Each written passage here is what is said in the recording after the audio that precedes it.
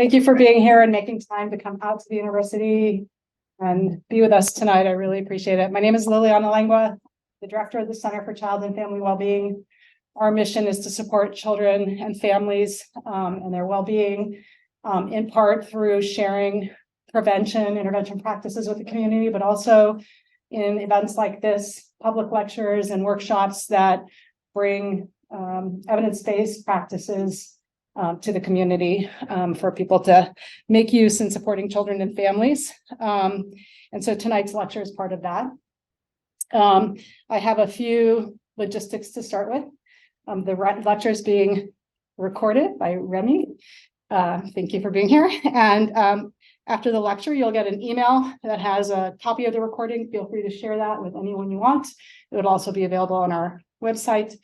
And the email that comes out will have a survey asking what you thought of the event. It helps us to hear feedback, especially if you have suggestions about more things you would like to see in the future.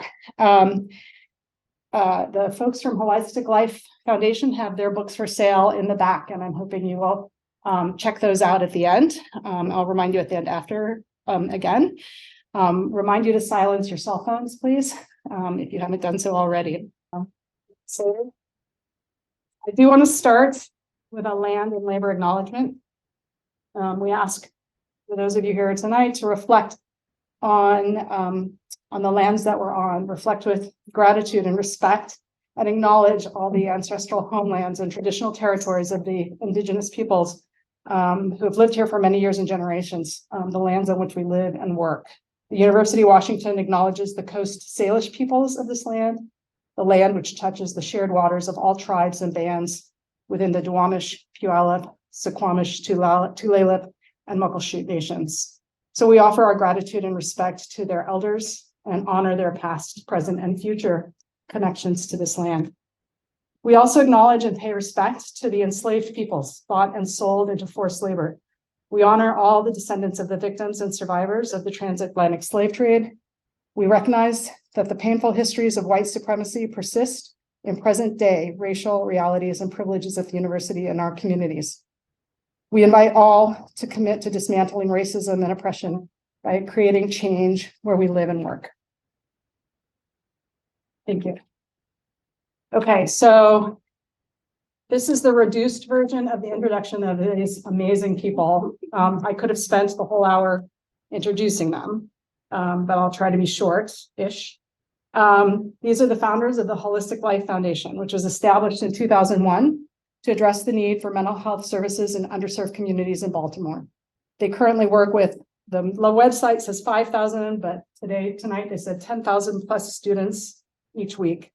The organization's goal is to improve social, community, educational, and emotional outcomes in low-income underserved communities by providing multifaceted programming that empowers youth, families, and adults through yoga, mindfulness, and human and environmental health.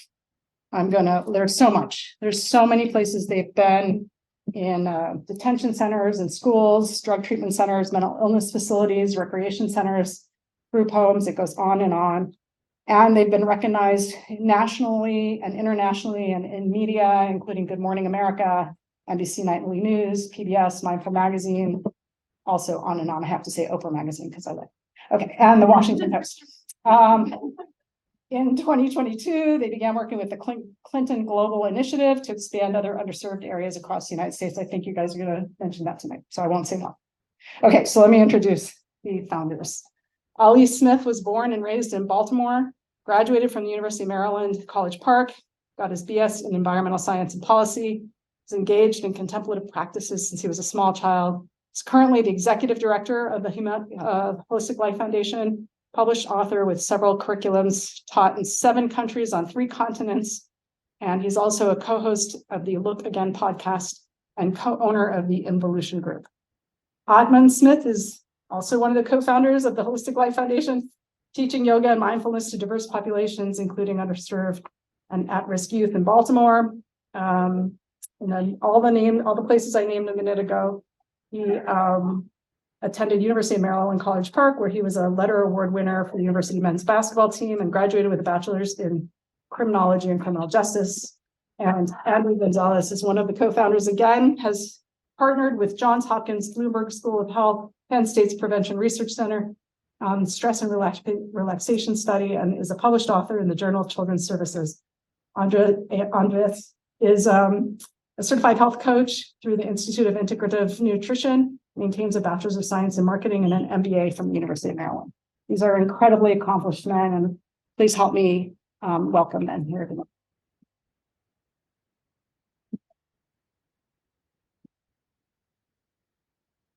All right, thank you. First off, I just want to say what an honor it is to be able to do a talk in front of a man that, you know, has a lot to do with us being up here right now. Dr. Mark Greenberg, thanks for taking the time out to come check us out. It's really an honor because you know where we started from, and you know we have accomplished a lot since then. And you know a lot of it has to do because you know you believe in us and support us.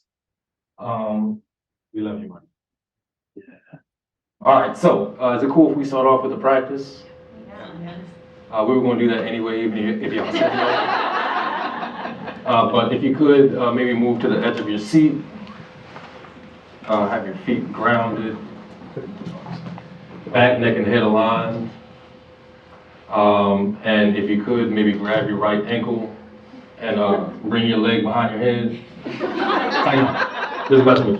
We like to keep it light, honestly. If you think about it, those people, those teachers that had a lasting impact on you, they did teach you a lot, but they kept you amused. And our teacher used to always say, he was like the Sam Jackson of teaching yoga and mindfulness, so he was very colorful and he used a lot of curse words. He was like, if your class isn't laughing, then you ain't doing shit, you know. So we like to keep it light. Can you check that mic to see if that was on? Because you'll hear that feedback, right? Yeah. That's gonna suck during meditation. I don't. Does that one work? No? Or Ali, why don't you get that one? Red button at the bottom.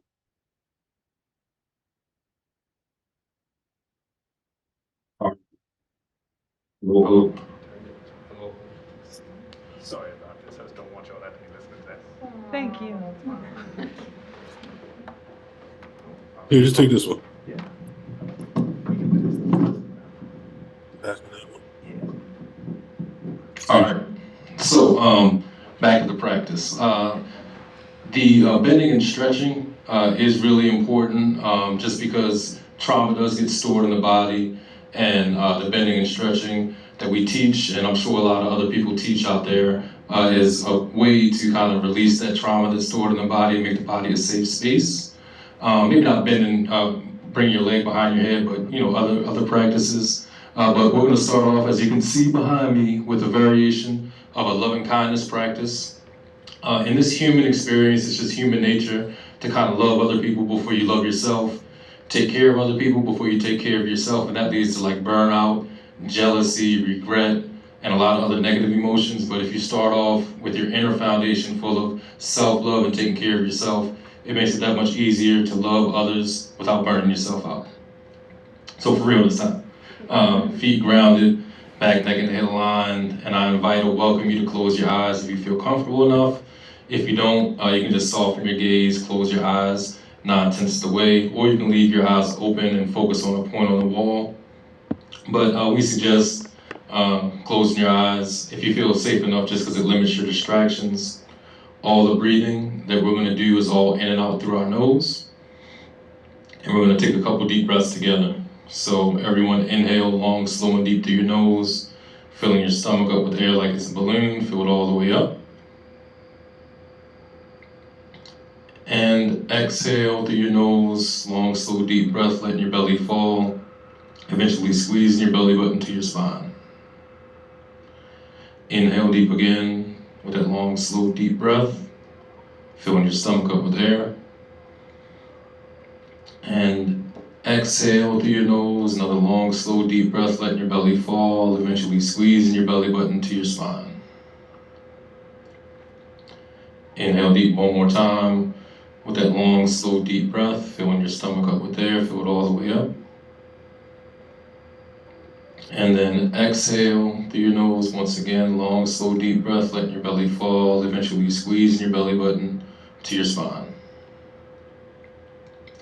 Now you all can just breathe on your own at a nice natural pace. Don't put any effort into it, just make sure you're breathing in and out through your nose. And we're gonna start using our imaginations. With every inhale, you wanna feel and see yourself pulling in all the positivity that the earth has to offer you inside your body with that in-breath, whatever that feels and looks like to you, feel and see that as you breathe. With every exhale, you want to feel and see yourself pushing out any negativity from within, any stress, any anger, any jealousy or regrets, any sicknesses or ailments, anything at all that's inside of you that you know is not healthy for you. Use your imagination to see and feel. You leave your body with that out breath. So once again, on that inhale, pulling in that positivity from the earth. And with that exhale, pushing out that negativity from within. Once again, any stress, any regret, any jealousy, any sicknesses or ailments, you're seeing and feeling it leave your body with the breath. And whatever that looks and feels like to you, that's all you're going to feel and see as you breathe.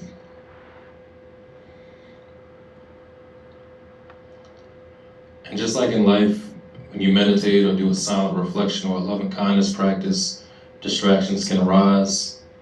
That's just the nature of the human mind. If you do get distracted by a thought, sound, or sensation, just acknowledge it.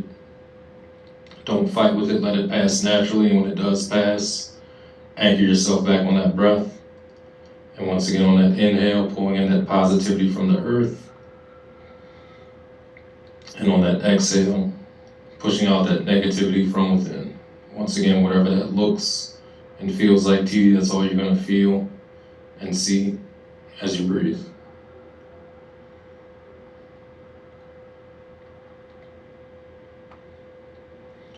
All right, we're going to use our imaginations again. And this time, with every in-breath, we're going to feel and see ourselves pulling in all the healing oxygen from the trees, plants, and bodies of water. We want to feel and see it energize and replenish our internal muscles, bones, and organs. Just really feel and see that with that inhale. And with every exhale, you want to feel and see yourself pushing out all the stale carbon dioxide, feeding the trees and plants that gave us oxygen. So once again, on that inhale, pulling in that healing oxygen, energizing your muscles, bones, and organs. And with every exhale, pushing out that stale carbon dioxide, feeding the trees and plants that gave us oxygen.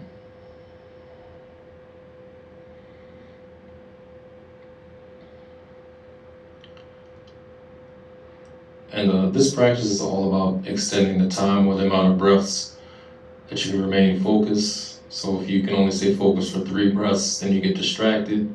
Once again, have empathy towards yourself. Acknowledge what distracted you. Anchor yourself back on the breath and try to get 4 breaths and 5 breaths.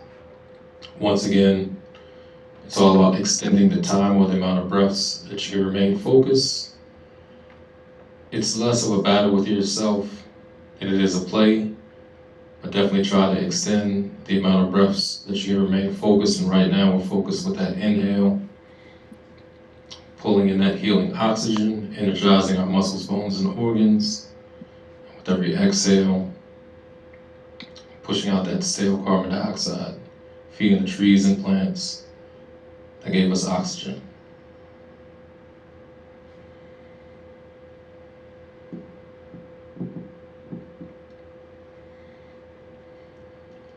All right, we're going to use our imaginations again.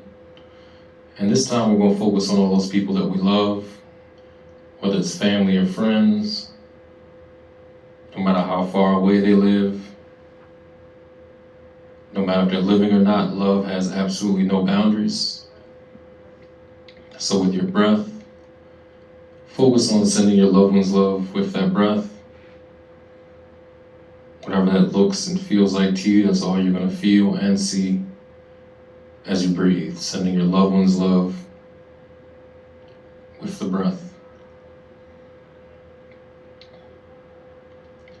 One beauties of this practice is there is no right or wrong, there just is. So feel confident in what you're doing, what you're feeling, what you're seeing. And once again, with your breath, all you're doing is sending your loved ones love with the breath. And once again, if you do get distracted, have empathy towards yourself, understanding that it is the nature of the human mind to get distracted. Acknowledge what distracted you, then anchor yourself back to the breath, and then sending your loved ones love with the breath.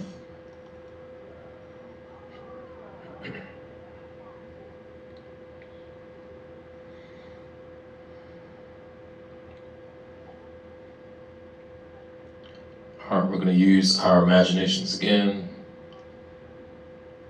And this time, you're going to focus on all those people that stress you out or make you angry, whether it's family or friends, co-workers or clients, teachers or fellow students, people in your community, politicians, whoever it is that stresses you out or makes you angry. And once again, we're going to send those people love with our breath as well. Even though they stress you out or make you angry, they probably need love more than anyone else. And we all know the rule, whatever you put out there comes back tenfold, so always lead with love. So once again, with your breath, you're sending those people that stress you out or make you angry, you're sending them love with the breath. And this is a great way to evict people from renting space in your mind, or in other words, a release. So once again, with your breath, you're sending love to those people that stress you out or make you angry. You're sending them love with the breath.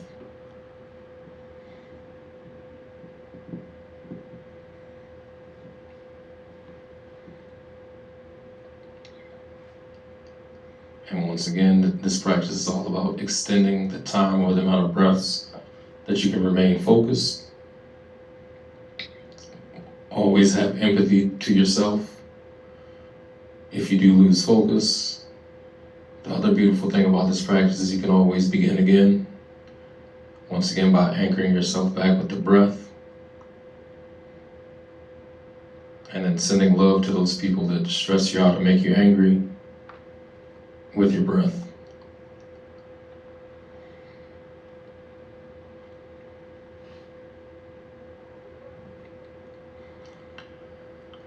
All right, we're going to use our imaginations again. And you know we've sent love to people that we love. We've sent love to people that stress us out or make us angry.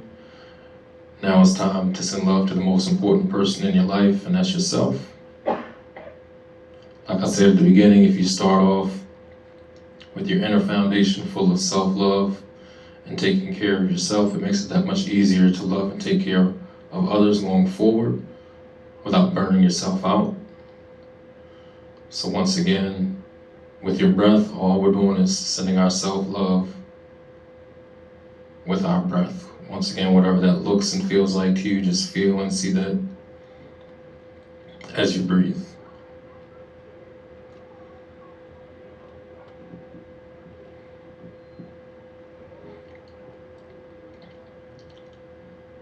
And once again, you know, if distractions do arise, always practice empathy towards yourself. Acknowledge it, whether it's a thought, sound, or sensation. Don't fight with it, let it pass. And then once again, anchor yourself back on that breath. And with our breath, we're sending our self-love with that breath, filling our inner foundation with love of self with every breath.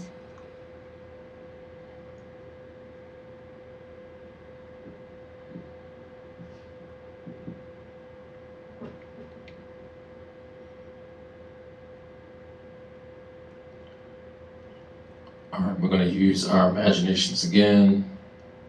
And this time with our breath, we're going to send love to planet Earth or Mother Earth and all the inhabitants that reside within, animals, plants, humans, inanimate objects, anything at all that resides within planet Earth or Mother Earth and Mother Earth herself. We're going to send love with our breath. Once again, whatever that looks and feels like to you, that's all you're going to feel and see as you breathe. Sending love to planet Earth and Mother Earth and all the inhabitants that reside within with your breath.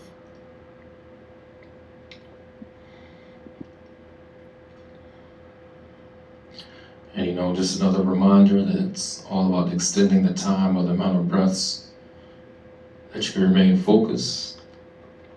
Never beat yourself up if you do lose focus, but definitely try to extend the amount of breaths that you can remain focused.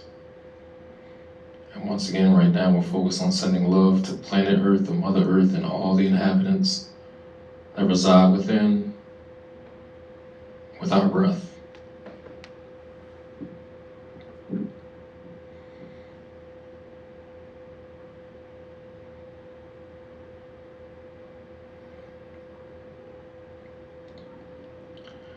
All right, we're going to slowly bring ourselves away from the breath and back to our bodies. So if your eyes are closed, you can keep them closed. And we're just going to start off just by wiggling our toes, wiggling our fingers, rolling our ankles and wrists. You can do a neck roll both ways just to stretch your neck out. And then whenever you get ready, no rush, but whenever you get ready, you can slowly blink your eyes open and come back to your senses.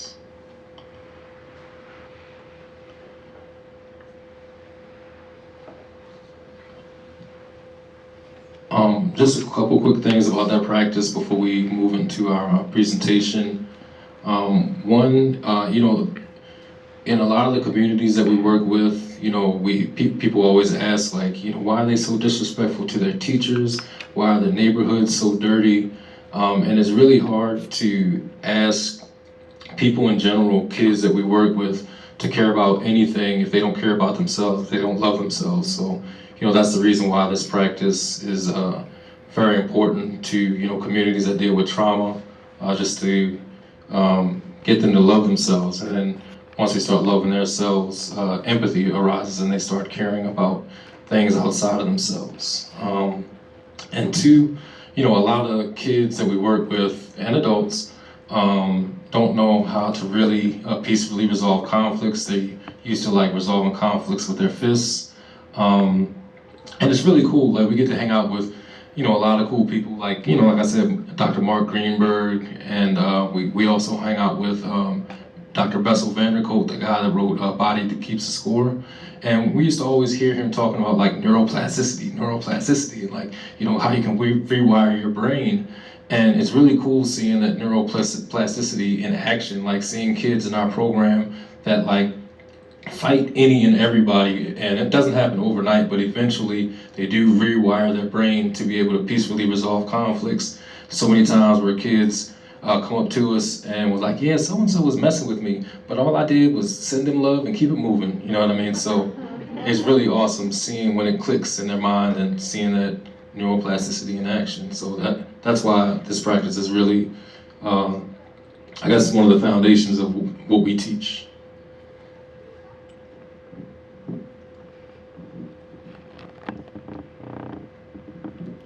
All right.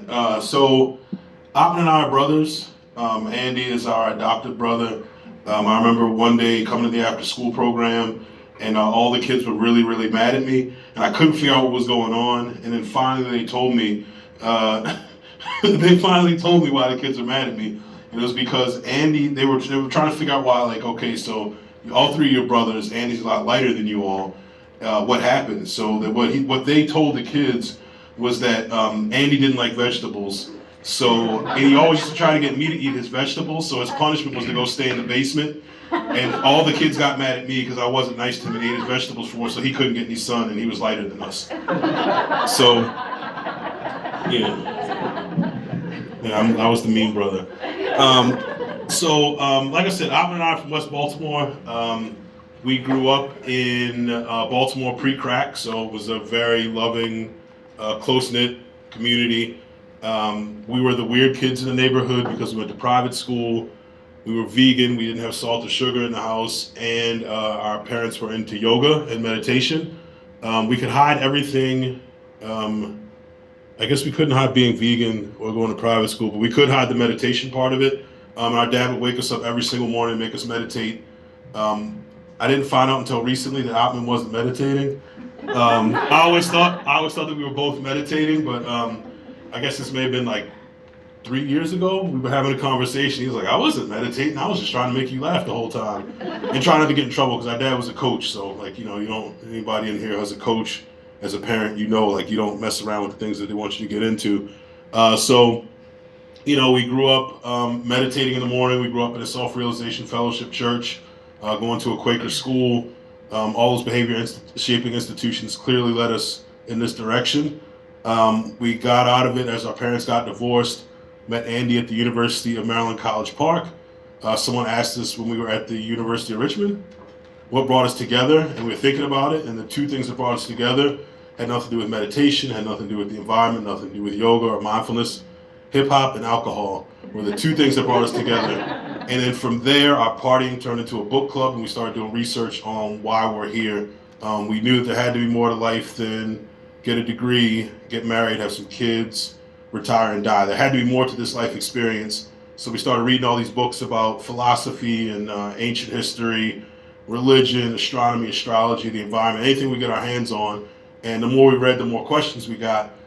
So it happened to be, Atman was at our godfather's house, someone that got our dad into yoga, got into yoga in the early 60s, never ever got out of it. The Star Wars nerd thing is out clearly, since you all heard my alarm. But we would always tease him and say he was like Yoda. He was sitting in the Dagobah swamp waiting for Luke Skywalker to show up and ask him to teach him. So, Atman saw this book on his altar. We asked him to teach us. And he was like, "Cool, just show up at my place at 4 a.m. tomorrow. And then also, you guys have to agree to teach as many people as possible because I'm not teaching." His words were, "I don't want no devotees. I'm only teaching teachers." So we agreed to go out and teach as many people as possible. We showed up at his house before 4 a.m. We were actually there like 3:50 in the morning. That next morning, knocking on his door, and our journey started. We actually, I guess this was right after me and Andy had graduated. We were sitting in Atman's living room, and we were watching TV. And we read a lot at that point. So we were reading. We saw Matthew Lesko pop up on TV. You all know who Matthew Lesko is? The guy with the question marks all over his lab coat, and he was really animated. He's like, "Let the government pay for you to write a book or start a business." So we saw him on TV, and like, that's it. That's what we're going to do. We're going to let the government pay for us and give us grants to go save the world. Like, that was our big plan. So we went back to Atman's computer, one of those printers that was like this big with the holes all on the side of the paper. We went out and we started printing this grant from the EPA. And we started printing it. We went and played like 5 or 6 games of basketball. We came back and it was still printing. It wasn't done printing. So then we realized they don't give grants to 3 individuals. You had to start a nonprofit. So time went on. We went to, definitely dating ourselves, went to Ask Jeeves. For those who remember Ask Jeeves. And we typed in, "How do you start a nonprofit in the state of Maryland?" And we started a nonprofit. We started the Holistic Life Foundation.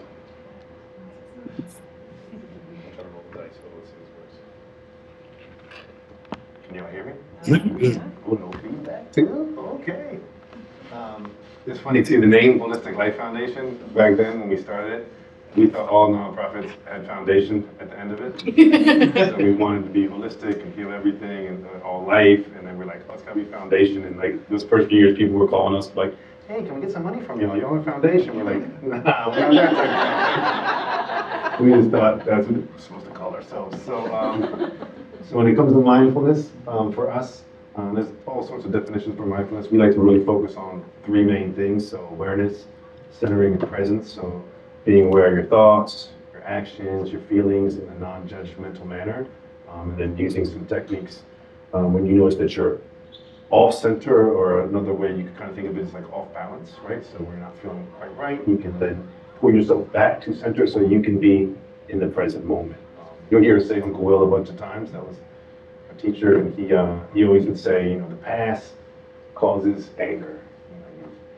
Someone did something to you, they said something to you, maybe you have regrets about something. The future causes anxiety. what's to come, what's going to happen, what am I going to do with myself? And he's like, the only time that really exists is right now, right? The present. It's a gift. And I remember he always said, he'd like, that now I just talked about is already the past. It's gone. The past is gone. The future will never get here.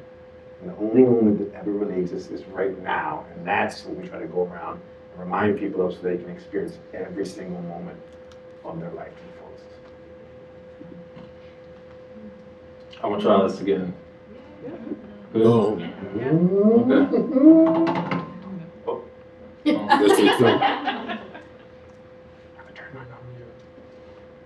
Hello, hello. Yeah. So we get highlighted for the work that we do in elementary schools, middle schools, and high schools. Honestly, because people like taking pictures of kids from underserved communities doing yoga and meditation. But we teach a lot of other folks too. We go into like drug rehab centers, detention centers, old senior homes, homeless shelters, and stuff like that.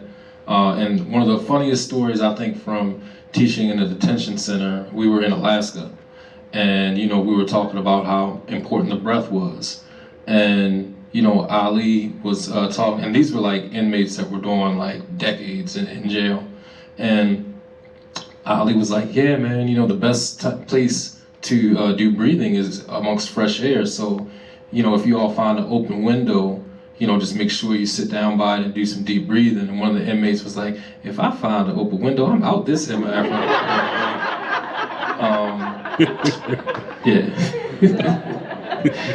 But besides those, we were blessed. We have a relationship with City Councilman Zeke Cohen, who wanted to make every city agency or make Baltimore a trauma-informed city, and we were able to deliver the yoga and mindfulness aspects of this initiative. So we worked with the head of every city agency, worked in the libraries, worked in community centers, and the work continued today where we taught the Baltimore Housing Authority, because it's really dope initiative that he's doing, trying to make everybody trauma-informed. Baltimore has some of the highest ACEs scores in the nation, and they have found that our interventions and interventions like ours are really healing to trauma and helping empower people with these tools to help them heal themselves.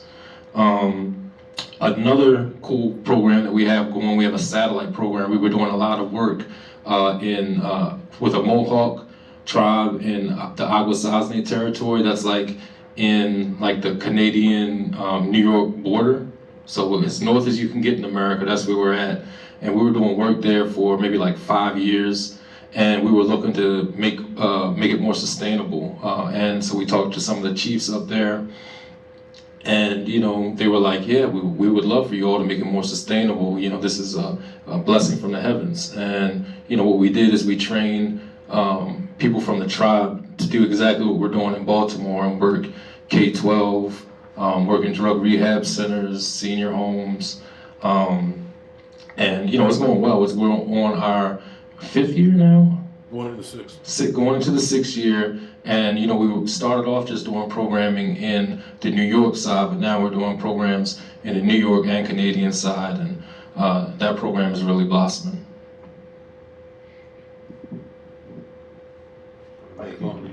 It's like Run DMC.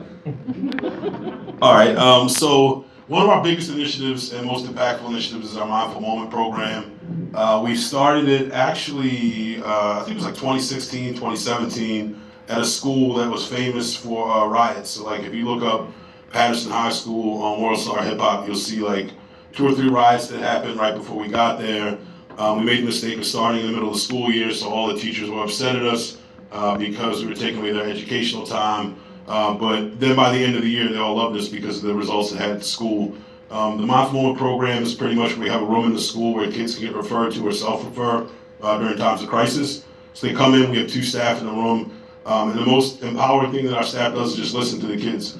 We sit and we do active listening, we do mirroring to make sure they feel heard and they feel like what they're saying is actually being listened to and not being talked at.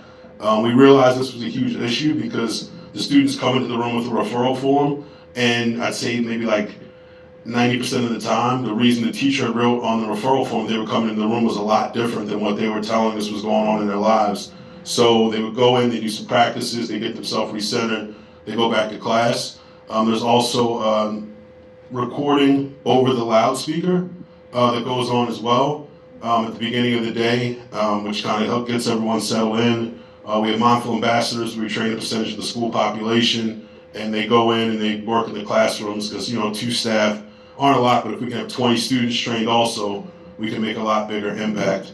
One of the things the kids learn to do is they learn about their stressors and what's kind of setting them off. And we noticed that at the beginning of the year, the referral rates to the room are really, really high. So you might see 100 kids come to the room in a day. And then by the end of the year, that number's down to 2, 3, 4 kids because the kids learn what center feels like. And when they start to drift away, and instead of saying, hey, I need to go to my moment, they're like, oh, well, I know that this breath works. And I can slow myself back down and recenter myself and stay in class, which allows us to do push-ins. So that program is destroying suspension numbers everywhere we go. There's a school in the heart of where the Freddie Gray uprisings happened that we had that program at for like 8 years. They didn't have a suspension for any of the 8 years we were there. There's another elementary middle school in southwest Baltimore. Year before we got there, we were around 170 something suspensions. After year 1, that number was in the 50s. After year 2, that number was down to 13. And it's like that across the board. Where the program is run with fidelity, it always works. Like there's not a school that is run with fidelity at where the suspension numbers don't come down. We partnered with the Clinton Foundation to make a commitment through their Clinton Global Initiative project. We're expanding the program to 2 schools in Milwaukee, 1 in Chicago, 1 in Denver, and 1 in Buffalo. We're partnering with the Trauma Research Foundation and local researcher to look at exactly what it's doing outside of those suspension numbers because we hear a lot. We don't have actually any data behind it. So we know that it's helping the kids with mental health outcomes and trauma. We know it's helping the teachers with burnout and secondary trauma. And we know that it's helping the people that we train to change their entire lives because they're developing personal practice and they're giving their life to service. And also they're making a good wage doing it. So we're really excited about seeing where that goes. So I'm gonna talk about the breath. I could usually talk about this for like an hour, but we don't have that much time. So I'm gonna lead you through a quick practice. I'll just go through the basics of it. I remember when I didn't have that childhood practice like they did, where Holly was actually meditating and I was just trying to mess with them. But after college, I meet Uncle Will, and it was amazing. This was one of the first things that he really, really showed me, and it blew my mind that I had gone through all this education. I just got a degree from college, so I really got higher education, and no one had taught me the proper way to breathe, and it blew my mind away. He used to always say, your life starts with your first breath and ends with your last breath. So it's probably pretty important, he would say to us, right? And so he would show me this technique, showed all this technique. It blew me away. This is the foundation of everything we do. We, your breath is always with you. A dear friend of ours, Sharon Salzberg, she didn't come up with the quote. She said, one of her friends said it, but she said, your breath is portable, right? It's always with you. Whenever you're going through any type of adversity, whether it's external or internal stimuli, you can use your breath as your centering piece. You don't need to call the doctor and ask him to prescribe you the breath. You don't need to go to your medicine cabinet, grab 2 breaths. You always have your breath. As you start becoming more aware of your breath, you can see when you're shifting away from that center, and then you can use a breathing technique like the one I'm going to show you to get yourself back to center. There's a great TEDx talk. I'll even go to the next one. Yeah. Dr. Nadine Burke-Harris, if you've never seen it, it is an incredible TED talk that she does. She talks about ACEs scores, adverse childhood experiences, and she does this story, and I always kind of steal her story. I always give her credit, though, as you can see. It's an amazing way that she described it. She says, imagine if all of us go into the woods and we see a bear. She says, so we see the bear, and immediately the sympathetic part of our autonomic nervous system kicks in, right? Our stress response, our pupils dilate, our heart rate increases, cortisol levels increase, adrenaline levels increase, the blood even rushes to our organs. We're basically, are we going to run away from this bear, or are we going to fight this bear? I'm assuming most of us will run. Ali might be able to fight the bear. So I got a great story. So my oldest son, he's taller than me and I'm a big dude, and they had a podcast that, like, his English class is a podcast class, and one of the questions that they had was, name an animal that you would fight and you think you could win. So I'm like, and all of his friends are like a dog or a cat, and he was like, I was like, well, what did you say? And he was like, a black bear. I'm like, well, like, what do you mean a black bear? He's like, well, I think it was like like if it's a brown bear, you're supposed to like cower. If it's a black bear, you're supposed to fight. And a polar bear, you're just kind of screwed. So, but he was like, he decided that, and he had this whole logic of how he could beat up a black bear. But I told him I think that's impossible. But he seemed very pretty confident about it. I love it. He shows bear. I never heard that one before. So, you know, our body does this, right? It's a survival technique, and it's okay for like 1 to 2 hours, our stress response, right? It's part of, you know, being a human, right? But you can imagine if you're in sympathetic all the time, the damage it's going to do to you, right? As adults, cortisol levels increasing, you get ulcers, your heart rate. If you're just in stress mode all the time, just imagine how horrible that is for your body. Well, that's why I steal this story from Dr. Nancy Burke Harris, because she says, imagine a lot of the kids we work with, the bear lives with them. And I always thought that was so profound. And I want to take it a step further, where I've said this so many times since we've done these talks for like 20 years now. I'm starting to notice that a lot of times we're the bear for ourselves. You know, we're the ones that are getting ourselves. We're thinking about the past, we're thinking about the future, and we're putting ourselves in this state all the time. And it's proven that simple breathing technique, like I'm going to show you right now, this little belly breath, will be able to shift you from sympathetic to parasympathetic. So the main thing about the breath, the belly breath, like I said, I can go over this for a long, long time. I'm just going to give you a quick overview, because we have another breath we want to share and a meditation we want to still do, and we don't have that much time with y'all. Main thing is always in and out of your nose, y'all. We should always be breathing in and out of our noses. If you imagine an infant, when an infant is born, baby always breathes in through its nose, its belly rises, breathes out through its nose, its belly falls. Always get people to picture that and think of a snot bubble. You've seen a baby with a snot bubble, right? Even if it has a clogged nose, the baby still breathes in and out of its nose. It's not until we get older, we start panting. Very shallow, we're not using nearly as much of our lungs. Usually it's clavicular breathing, so we're using the top 10% of our lungs. So we want to focus on diaphragmatic breathing, so we're bringing as much oxygen as possible. We don't want to be panting. I love talking about this, because now I can look at every single one of y'all, and y'all like this. I don't know what you're talking about. I'll do like this all the time, right? But I promise you, at one point today, you will catch yourself breathing in and out of your mouth. You may, and witnesses, pay attention, be aware, be mindful. Look at people when you walk by them. It's going to blow your mind how many people are mouth breathers. So today, the practice, the main thing I want you to focus on is in and out of your nose. And we're going to manipulate our diaphragm. Remember, our nose is a filter, it's a heater, it's a humidifier.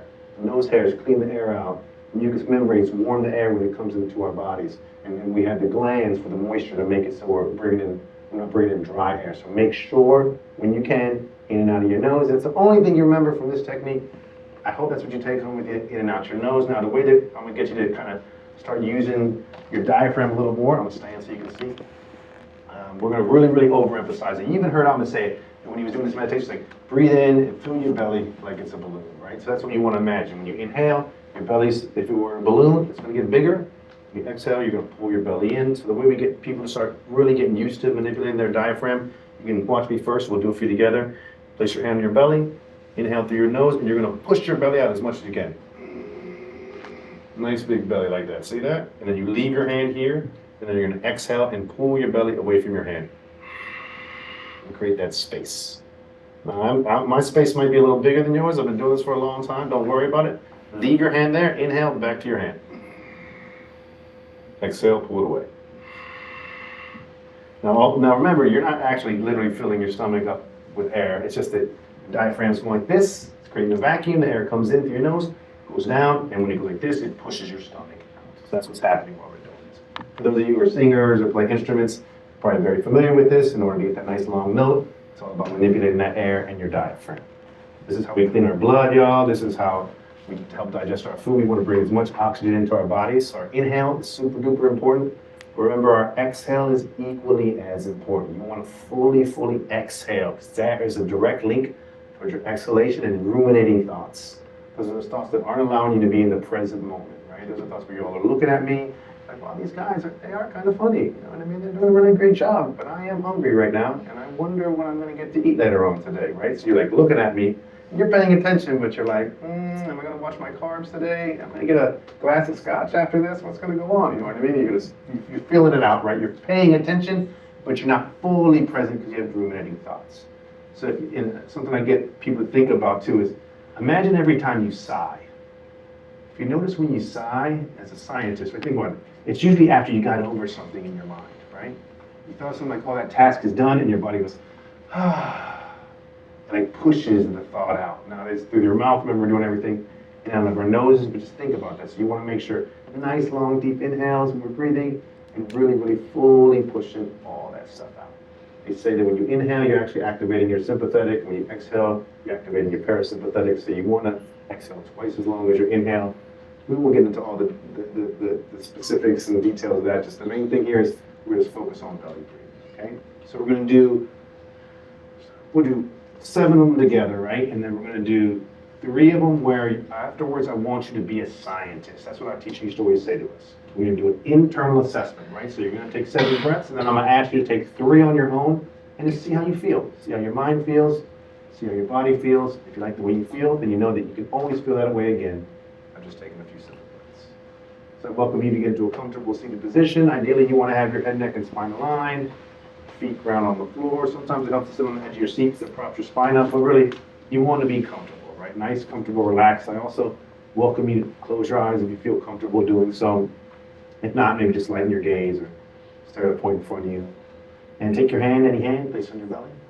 Remember, all breathing is going to be in and out of our nose, and I'll guide you through it. So everyone inhale nice and deep through your belly. Push your belly out as far as you can. Leave your hand there. Exhale, pull your belly away from your hand. Imagine you're trying to get your belly button to touch your spine. Inhale deep again, belly out to your hand. Exhale it all out, pull your belly away from your hand. Use your imagination while you're doing this as well. Inhale nice and deep, pushing your belly out to your hand. See and feel that healing oxygen coming in, cleaning your blood. Exhale it all out, push out any thoughts, any worry, anxiety, stress, doubt with that exhale. Inhale deep. Exhale it all out. 3 more together. Inhale deep, belly out to your hand. Exhale, pull your belly away from you. 2 more. Inhale deep. Exhale it all out. Last one. Nice long, deep breath in, pushing your belly out to your hand. Exhale it all out. And I welcome you to take 3 breaths on your own. It's that internal assessment I was talking about. Just take note of how your mind feels. Is it racing with thoughts or is it clear? Take note of how your body feels. Is it tense or is it relaxed? You know, if you ever want to feel this way again, all you got to do is take a few breaths. When you finish with that 3rd breath, if you happen to have your eyes closed, you can slowly blink them open. Come back to your senses.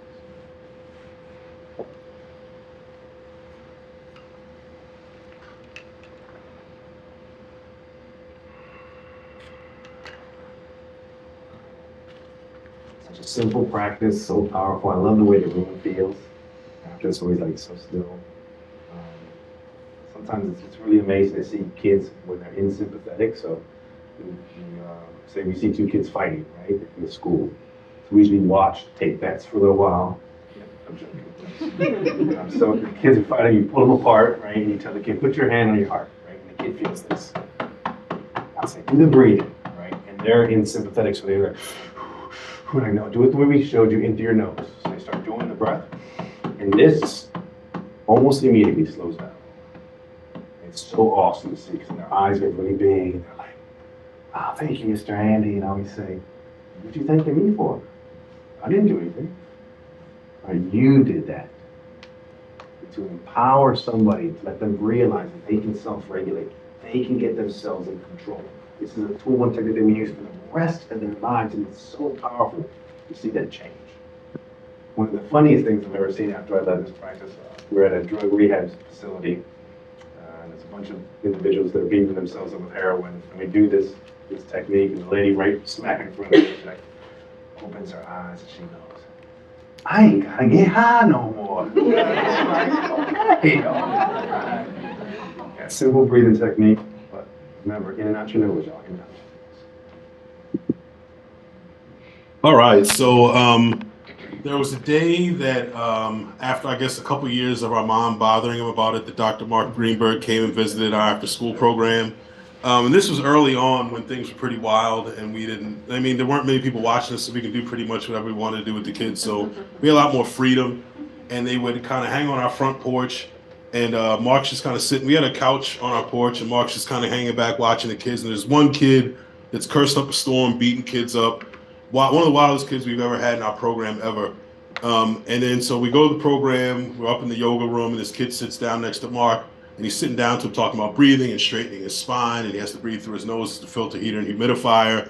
And so we leave and we go to One World Cafe, one of our favorite local vegetarian places to eat. And Mark's like, hey, you guys gotta do a study on this to show that it works. And we're like, show that it works? This stuff's been around for 1,000 years. Like, what do we need to show it works for? And he's like, no, just trust me.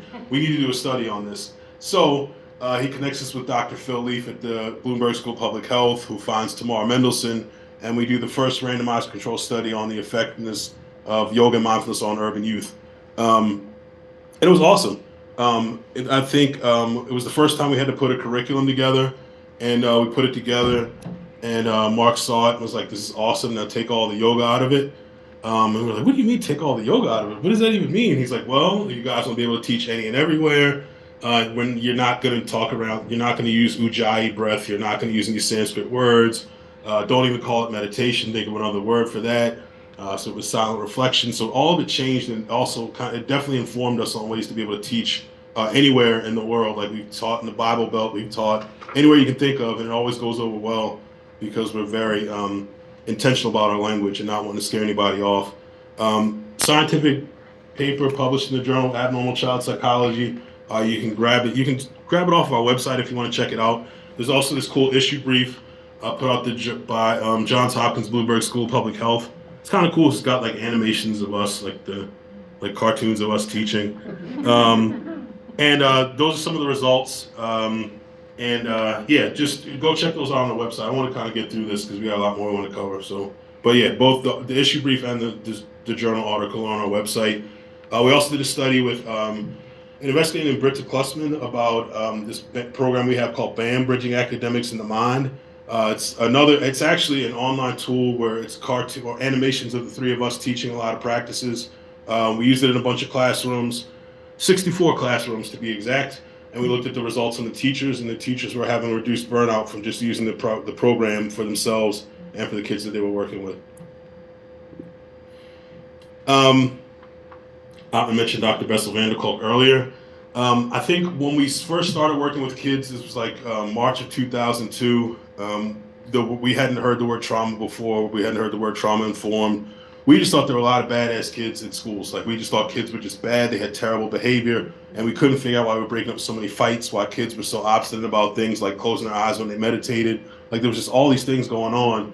And I think as we got to know the kids, we saw there was something else going on in the background that was stopping them from feeling safe and being able to break down those walls and be able to connect. And it was trauma that we were dealing with. We realized that one of the first things we had to do, and I think it was kind of by mistake, because when you look at the practice of yoga, like the 8 limbs, you start off with the asanas, you start off with the movement. And I don't know if they were thinking about trauma back then, but you got to make the body a safe space first. So we always start off with the movement, no matter what we're doing. If you've heard of proprioceptive input, it's like those signals that people get from the outside world to the brain. And for people who have been traumatized, that message is constantly fear. So the beautiful thing about a yoga practice, particularly one where you're in kind of some static poses and you're using your breath, you start to get those moments of peace and safety in your body, and those moments become more and more. And then the kids start to heal from their trauma. And there's tons of kids that we've worked with that we've given them the tools to heal from the trauma that they've dealt with. Because a lot of them have grown up in Baltimore, like Oppen said, with extremely high ACEs scores. And the one thing we notice is that the kids that are in our program versus their peers that are not in our program, they have 2 different life paths that they're on. The kids that have been through our program and taken the time and have the skills to heal from their trauma go on to do amazing things in life. And the kids that don't, actually end up in some pretty bad places. The young man that helped Mark do the breathing, that group of students were from our neighborhood. I'd say maybe 85% of that group have been or are in jail for violent crimes. The few that are not and are out on the streets, some of them are working for us now, are the ones that took to the practice and took the time to really kind of delve deep and heal themselves up and didn't try to hide from it or get caught up in the streets. Oh. Vagus nerve. That's that connection with your mind and your body, or threat perception. And communities that go through a lot of trauma, whether they experience it personally, secondary trauma, intergenerational trauma, their vagus nerve isn't firing properly. That's why they perceive everyone and everything as threats. I know there's been many times that we've worked in schools and, kids are walking down the hall, and because somebody is too close to them, a kid will just punch him, and we'll ask them, punch the kid that walked close to him, and we'll ask the kid, well, why did you just punch him? And they were like, I don't know. They truly don't know. It's just their vagus nerve kind of protecting them from a threat or something that they perceive as a threat. The beauty about the practice, there's certain practices that kind of help you heal that trauma and help your vagus nerve start firing properly. And we'll jump into the practice. It's a variation of the Ujjayi breath. The audibleness of this breath is what activates that vagus nerve. There's another part, like I said, it's a variation to this stress breath. And as you see, like Ali was talking about, thanks to Mark Greenberg, we don't call it the Ujjayi breath in schools. We call it the kids call it the stress breath because, it helps out with stress, helps heal their trauma. If your mind is going 1,000 miles a minute, it slows your mind down. It's basically like pushing that pause button on your mind. It's good to induce a state of calm. It's good if there are students out here. It's good for test anxiety. And it's good for helping you fall asleep at night. Besides the audibleness of the breath, there's a retention, and you bring your chin to your chest. And when you bring your chin to your chest, you compress your carotid sinuses, which is on the either side of the major artery that supplies blood to the brain. And usually when you hold your breath, your heart beats faster. But because of this lock, it kind of slows your heart rate down and induces a state of calm and can help you, fall asleep at night. And also this practice kind of heats up your body temperature. And y'all feel it after we do a couple of these. The way you do the practice, the way that we were taught to kind of make the breath audible, we could say close your glottis, but don't nobody know how to do that. So if you hold your hand up to your mouth, act like your hand is a mirror, and exhale out of your mouth and act like you're fogging up a mirror. So everybody do that. Y'all hear how the breath is audible? We're going to do that again. We're going to start exhaling out of our mouth like we're fogging up a mirror, but then we're going to close our lips and breathe out through our nose that way, and then also in through our nose, and that'll make the breath audible. So everybody exhale out of your mouth. Now close your lips and continue to breathe through your nose. And then inhale that same way. So that's how you make the breath audible. If you can't make it audible, don't stress it, because it's a stress breath, we don't want to stress you out. But that's an easy way to be able to learn how to make the breath audible. So the way you actually do the breath, I'm going to do it once and then we'll jump into it together. All you do is you inhale long, slow, deep, and audibly through your nose. Then you hold on to the breath and lock your chin to your chest, and you hold it down there just for a couple seconds. And then you exhale through your nose, long, slow, deep, audible breath while bringing your head up.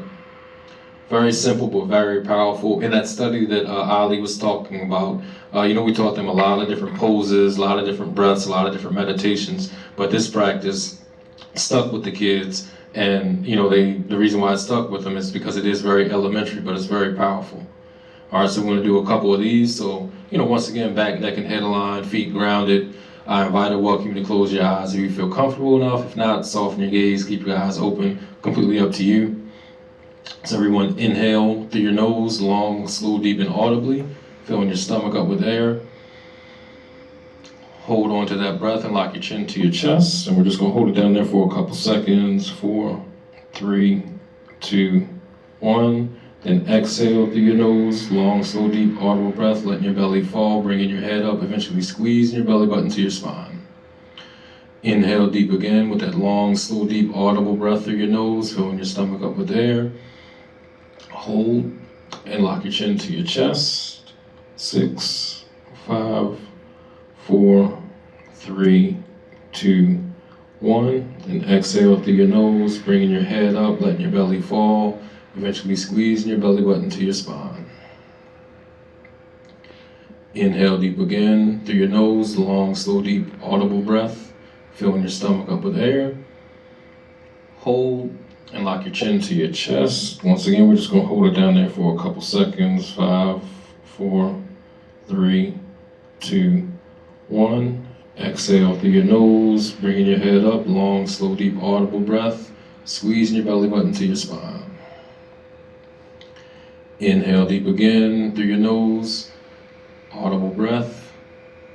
Hold, lock your chin to your chest. 7, 6, 5, 4, 3, 2, 1. Exhale through your nose, audible breath, bringing your head up, eventually squeezing your belly button to your spine. One more. Inhale, long, slow, deep, audible breath through your nose, filling your stomach up with air. Hold on to that breath and lock your chin to your chest. And we're going to hold it for a little bit longer. 6, 5, 4, 3, 2, 1. Then exhale through your nose, bringing your head up with that audible breath. And like Andy said, we're going to do that internal assessment. You take 3 deep breaths on your own. Feel how your mind and body feel. You know, we can tell you what the benefits of the practice is, but, you know, see how it impacts you on an individual basis. And if you like the way it makes you feel, tuck this tool in your toolbox and, you know, break it out whenever you need it. And then whenever you're done, you can slowly open your eyes and come back to your senses.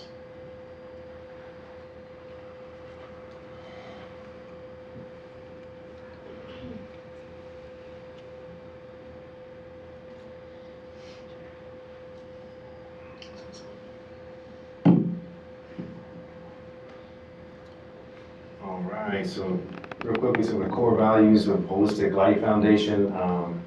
Our reciprocal teaching model, so we always use this model.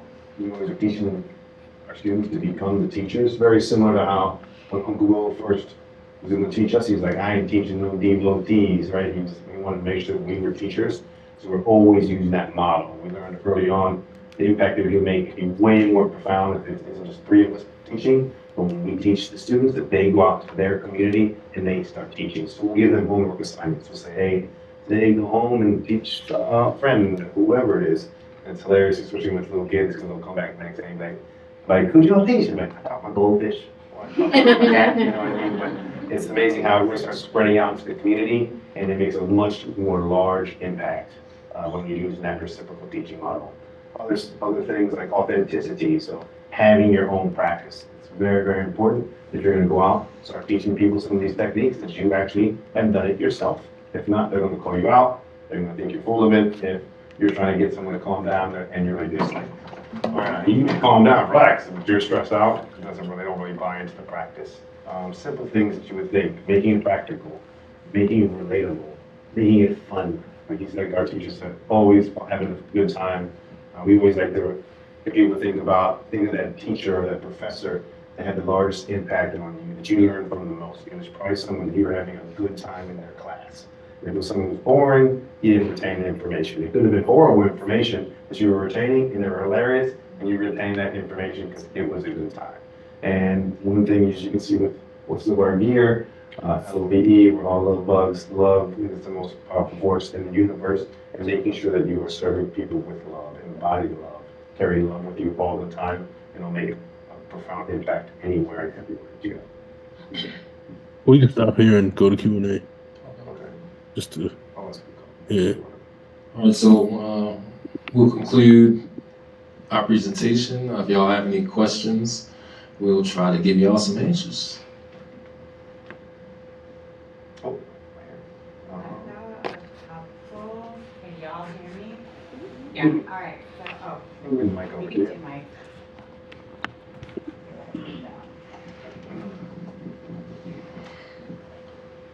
Sorry. I'm looking at where I wrote these notes at. Okay, so I've got a couple of questions. I don't know if I'll probably ask one at a time. But I am a librarian here in King County, and my specific area does deal with a lot of like refugees and people that don't speak the language. So my first question is like, do you guys have any experience or any ways to tackle this sort of information, especially because they are refugees and they definitely exhibit trauma in their lives and in their schools and their constant action of trying to assimilate into a new culture. So I was wondering if you guys had any experience with working with kids that either, have trauma from not speaking the language or knowing the culture, or from leaving like war-ridden countries. Yeah, so um, the school that I was talking about that had the riots where we first started the Mindful Moment program was where they sent all the kids in Baltimore City that didn't speak English or from another country. So I think at one point there were like 70 languages being spoken in the school. It was like that. Like it was tough to teach there. But I think the thing that we ended up doing was, there was usually like one or two kids that did speak a little bit of English. It was broken, fine, but we would use them as like our translator to get the practices across. So that worked really, really well for us. There were a lot of things that we had to deal with that we weren't prepared to deal with. I don't think that we thought we were going to have to deal with. So we had to let our staff know what was kind of above their pay grade. You know what I mean? Like when it was time for them to stop and go report some things. And I think that happened a lot. And our staff got good at it. The kids come into the room, they create there's a certain bond they have with our staff that are in the room, and a certain amount of trust to share certain things with them. And they got good at being able to kind of report what was going on, but not break that student's trust and feel like they had betrayed them and gone behind their back and kind of told what's going on in their lives. Thank you. I guess another question. This is mostly I'm asking for a friend who works at a behavioral school. I can't say that word. Is like, so she works at a school that is specifically geared towards behavioral students, and that's like different from just like the mayhem that happens in public schools. And we're both from big cities, her and I, so we understand the like fighting and all of that when it comes to just like normalcy of it all. But when you're dealing with kids that are like recommended to go to this specific school with children that have behavioral issues, do you guys tackle that as well in a different way or readjust it for either kids that are having issues with their behaviors, or even if they are neurologically divergent? Like, is there any way that you guys readjust or shift how it is that you approach those types of kids? So we've worked in all the alternative schools in Baltimore, which sound very similar to what you're talking about. I think the way that we've worked it out there is we work in smaller groups. Like if we're in a regular public school, we might have like 20, 30 kids in the room. That number is probably around 10, maybe, when we're in the alternative schools. And being creative about how we set up the room so that no one is like behind anyone, like people are spread out. It's usually probably set up like this when we're in a public school where the kids are like, we're up here, they're out there, but more of like a circle, so no one has anyone behind them, so everybody feels a little safe, give them a little more space. But the practices are still the same. I think it's just like the delivery and the setup of the room and the size of the classes is the major difference.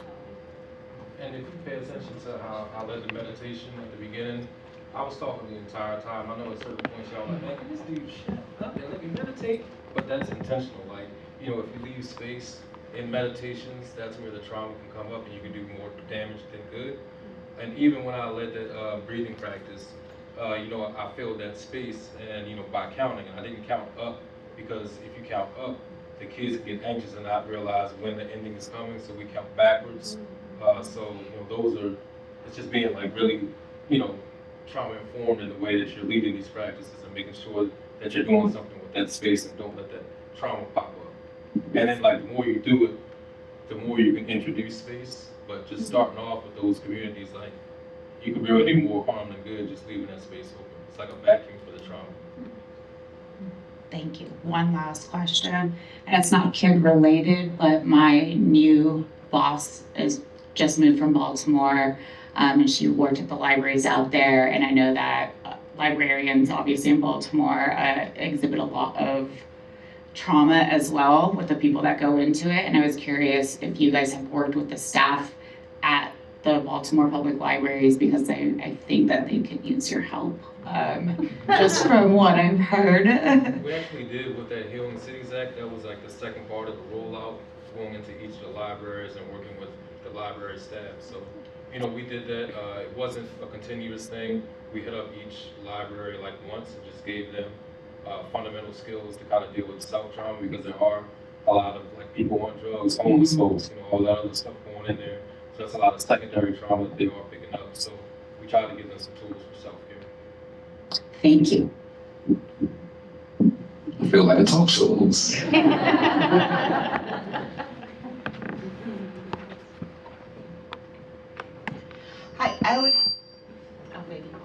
I was just curious, you said you do the reciprocal, that you want the children, you say, to go out and teach one person the next night and come back and talk about it. Do you find that that the kids are able to bring that into their families, and maybe that their family environments improve? Yeah, the kids start to develop a certain amount of like emotional intelligence. You know what I mean? Like as we start working with them, and then they start to see like when whoever's their caregiver walks in the door and just has that anger and stress on their face, and they know about the stress domino. Like if my boss yells at me, I'm going to go yell at my kid, and so the kids are like, I know what that is. Mom, Dad, can you sit down with me and can we practice some breathing or meditation? So they've really, really learned to lead the practices.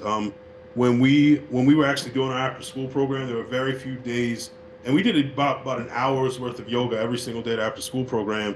And almost none of it was led by us. It was always led by the kids. So they really, really knew how to lead the practices. They took ownership of them.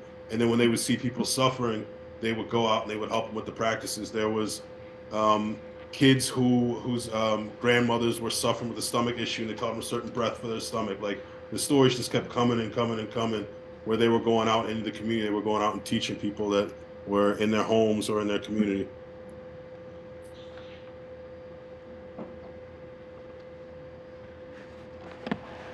So I'll start with love what you're doing. Really love it. Thank you. I feel like this is fantastic work. My question, if you can follow me, I really appreciate that you talked about ancestral trauma and epigenetic trauma, and really bringing that to the forefront. I also heard vegan, I heard vegetarianism, and so I was thinking about the fact that we know that slaughtered animals experience incredible trauma. That's changing them on a molecular, cellular level as they're being killed, and then people are, guess what, eating trauma. Now, I know that religion and diet, these are things that are incredibly delicate to talk about. But I'm curious if you talk to people at a certain point of, hey, there's things you can also do, dietary changes, other lifestyle changes, that might decrease traumas that you're taking, traumas that you're experiencing, stresses that you're feeling, and stresses and traumas that other humans and beings are experiencing. So there's a question in there, I think. When you say that, what pops in my mind is that, and when we're working with our students, we'll bring in, because we live in a food desert, so there's no access to fresh fruits and vegetables. So we'll bring, Asian pears and their dragon fruit, all that stuff to get the kids to start asking questions. We also do raised bed gardens where, when kids first start off, they don't want to touch the dirt. They're like, man, I'm not touching the dirt. And, look at them worms and all that type of stuff. But, as they get exposed to the stuff and get, interested and intrigued, the kids, get their hands dirty and, take pride in watering the garden, seeing it grow. It got to a point where the kids were just taking turnips out of the ground and just eating them. You know what I mean? And I think one of the coolest thing is just exposing them to an alternative lifestyle. We have kids that were in our program since they were 3 or in 3rd grade. And now he works for us. He's probably like 30 now. And, you know, he has 2 sets of twins under the age of 7. And, you know, he grew up in a household where he drank sugar-filled drinks and ate red hot potato chips on the way to school and, you know, hot dogs, hamburgers, you know, all that type of stuff. But he he was exposed to this stuff, and he knew when he got into a position he wanted to break generational curses like that. And he did do that. Like, his kids don't know what sodas are. They're vegetarian, you know what I mean? So it's just the way that we've done it is by modeling, you know, being vegetarian, letting them know it's like, we'll give them like fake meat products and, you know, stuff like that, where it's just kind of exposing them to different things, and they know what feels good. Like, they know it takes more. You can feel when you're eating meat, like how much energy it takes to digest it relative to how easy it is to digest fruits and vegetables, you know what I mean? So we don't do a conscious effort in it, but we expose them to it, and they make the decisions to change their lifestyles and their families. That's what we see. That's brilliant, thank you.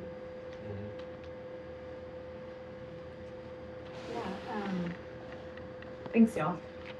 This has been really great. I think one of the questions that I had was just about, I love the way that y'all are prioritizing teaching people to be teachers. And so I liked, like you mentioned, homework. And I'm just kind of wondering, like, what are some of the other strategies you use with young people to empower them to be teachers of something they're just learning? Definitely just setting them up for success. So like that belly breath that Andy explained to you all, he could literally talk to you all about that for an hour. Like, he could spend an hour talking about all the physiological, neurological benefits, how to do it, anatomy and physiology. He can go through it all. But you figure once a kid learns it, they could come up and lead it, and all they have to do is walk to the front of the room and say, breathe in, belly big, breathe out, belly small. Something simple like that, like set them up for success right away. And then as they start to hear it, and like you, as they start talking about, it's like if today was day 1 and you all were a group of students, Andy would have said something like, you breathe in and out through your nose because the filter, heater, and humidifier. Come back the next day, day 2. He's like, so why do you breathe in and out of your nose? And one of the kids might be like, it's a heater, and they can't remember the rest of them. It's a filter and a humidifier also. Day 3, you ask that same question. Day 4, the kid's like, oh, you breathe in and out of your nose, it's a filter, heater, and humidifier. And then they start getting deeper and deeper with the practices. So start them off simple, like constantly engage with the benefits and give them opportunities to come to the front and lead. And next thing you know, they're leading everything. It was amazing. We used to use that as a behavior thing too. So I remember when we first got started, I would walk into a classroom and I would really see my assistant. It'd be the one knucklehead kid's like just trying to disrupt everything. And I'm like, oh yeah, I'm bringing you up to the front. And I bring him to the front, never failed. I'm like, are you going to lead this exercise? He's like, okay, because he wants all the attention on him anyways. That's why he's acting out. So I tell him, I'm like helping him out, and it never failed. He'd always look at me and goes, but they're not listening to me. And I'd be like, oh yeah, huh? And he'd be like, oh, yeah, buddy. And then he doesn't like the way that feels. And then now he's, okay, I get it. So then when he's out in the crowd, he's being better behaved because he wants to come back again to be the leader. And so we just use these techniques to get them. I mean, we would have kids, children are just so powerful and amazing. I remember a kindergarten girl who came in. She'd only been there for 1 week. And the next, she's like, well, I want to lead too. And I'm like, hey, that's really nice. And I was like, but you need to learn the practice first. She's like, no, I know it. And she led the whole sun salutation. 12 poses. In a week, she had it memorized. And she had it perfect. She knocked it down. So like Ali and Alma were saying, like every time at our after school program, there would always be usually a little kid too, and it'd be so empowering for them because they're leading 5th graders. And you hear like, inhale and deep, exhale out. It's such a powerful thing. Just like Ali said, being very, very specific and intentional and giving them everything that the practice does, the benefits, how to do it, alterations, so they feel empowered. Like, hey, look, I'm a teacher now. And it gives them a voice. I remember there was a situation with Ali, we were doing the study. There was a student that he had leading one of the practices, and the principal pulled him aside and was like, hey, what are you doing? Like, the kid has a terrible stuttering problem. Like, why would you do that to him? And Ali was like, he had never heard the kid stutter ever. Because it gave him an opportunity to be in the front lead, empower them. They had their voice. And then they just go on, they want to share. There was a lady, a young lady who she was kind of like a family friend of ours in the neighborhood, and she would never do any other yoga when we asked her.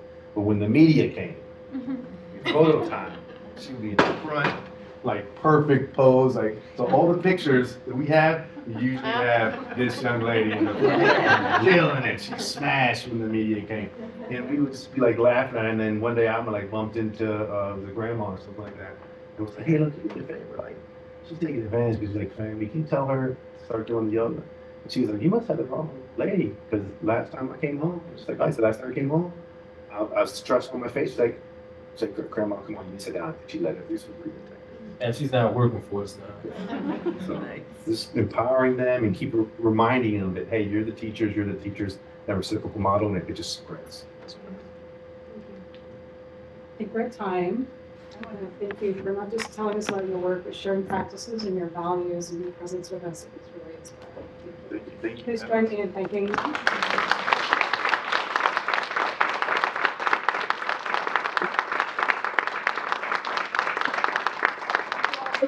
I appreciate you coming and sharing your presence as well, and remember that their books are in the back.